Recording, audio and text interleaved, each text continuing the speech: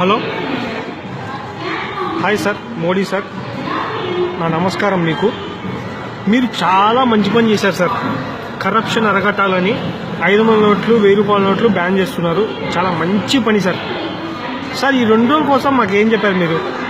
ఒకటి, రైల్వే స్టేషన్లో మార్చుకోండి, లేకపోతే మార్చుకోండి కాదు, ఉపయోగించవచ్చు రైల్వే స్టేషన్లలో నెససరీ కాబట్టి.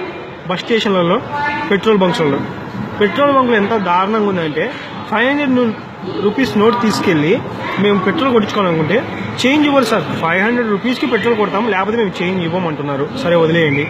రైల్వే స్టేషన్లో చాలామంది ఎక్కడికో వెళ్ళాలనుకుంటారు పాపం. వాళ్ళ దగ్గర 500 కామన్ కదా సార్. ఇప్పుడు 500 మేము 100 రూపాయల నోట్లు పెట్టుకొని మీరు రాత్రికి అనౌన్స్ చేస్తే ఇక్కడ పెట్టుకొని తిరగరు కదా సార్.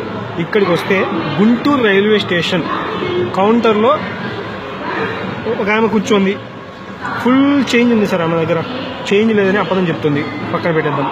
బయట ఇప్పుడు కొత్త సిస్టమ్ వచ్చాయి. బయట ఒక ముసలాయన కొట్టిస్తుంటాడు. ఆయన చేతిలో డబ్బులు పెట్టుకొని నా దగ్గర చేంజ్ లేదంటాడు సార్. ఇదేం కామెడీనా ఏంది? ఇప్పుడు మేము ఎట్టెళ్ళాలి సార్? ఇప్పుడు నేను టికెట్ తీసుకోకుండా ట్రైన్లో వెళ్తున్నా సార్. టికెట్ తీసుకోకుండా తీసి పట్టుకుంటాడు సార్. పట్టుకొని ఫైన్ వేస్తాడు. అప్పుడు నా దగ్గర ఫైన్ ఉంటుంది. ఫైన్కు 500 తీసుకుంటారు, టికెట్కి మాత్రం 500 తీసుకోరు. వీళ్ళ గురించి నాకు బాగా తెలుసు. మేబీ నన్ను పట్టుకోవచ్చు, పట్టుకోకపోవచ్చు. పట్టుకుంటే మాత్రం ఈ వీడియో మీ దగ్గరికి వచ్చేంత వరకు షేర్ చేయమని మా ఫ్రెండ్స్ ఇప్పుడే ఫార్వర్డ్ చేస్తాను కూడా.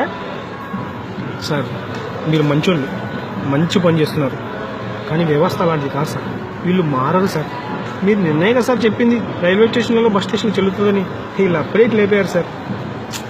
ఇంకెప్పుడు సార్ ఇండియా డెవలప్ అవుతుంది అంటారు. ఎప్పటికీ కాదు. ఇలాంటి వాళ్ళు ఉంటే మాట వినాలి. మేము విన్నాగా, మిమ్మల్ని యాక్సెప్ట్ చేశాక చేయకోకుండా చేపిస్తారులే, అది వేరే విషయం. ఇప్పుడు ఎలా సార్ మేము వెళ్ళేది? మా దగ్గర నోట్లు లేవు. 500 రూపీస్ నోటే ఉన్నాయి. ఈ 2 రోజులు మీరు రైల్వే స్టేషన్లో బస్ స్టేషన్లో చెల్లుతుంది. మేము పెట్టా. నాతో కొండారెడ్డి. జై హింద్.